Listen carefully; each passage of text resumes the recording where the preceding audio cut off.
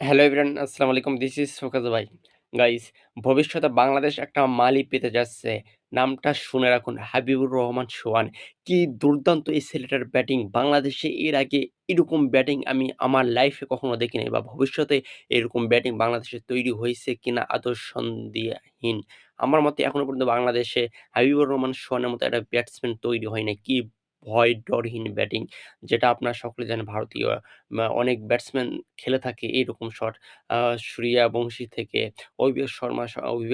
অভিষেক শর্মা যে শটগুলা খেলে বা দুর্দান্ত নকগুলা খেলতেছে এখন দেখতেছেন হাবিবুর রহমান সোহান। ইনশাআল্লাহ ভবিষ্যতে একটা বড় থিং আ আমরা পেতে যাচ্ছি হাবিবুর রহমান সোহান। আজকে লিটন কুমার দাস নেতৃত্বে যে দলটা ধূমকেতু একাদশ নাজমুল হোসেন শান্তর বিপক্ষে ২০৯ রানের টার্গেট দেয় সেখানে হাবিবুর রহমান সোহান এবং মেহেদী হাসান মিরাজ নেমে ১ম এই মেহেদী হাসান মিরাজ আউট হলেও হাবিবুর রহমান সোহান কি দুর্দান্ত একটা ৬৭ রান করল মাত্র ২৭ বলে।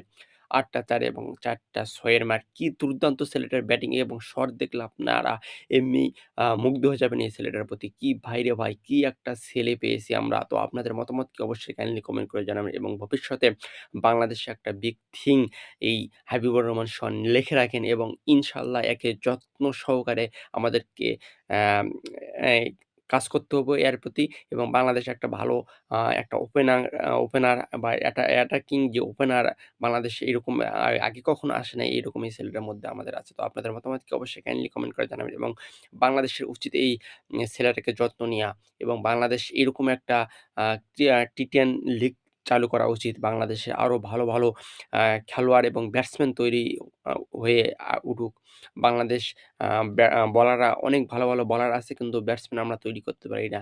বাংলাদেশ যদি এখন বর্তমানে রমজান মাসে বা এখন যে বাংলাদেশের খেলোয়াড়রা বসে আছে, এই বাংলাদেশের খেলোয়াড়কে নিয়ে একটা টি-10 লিগ চালু করলে বেটার হয়। তো আপনাদের মতামতকে অবশ্যই কাইন্ডলি কমেন্ট করে জানাবেন এবং হাবিবুর রহমান সোহানের যারা ব্যাটিং দেখেন নাই এখনই দেখে আসবেন।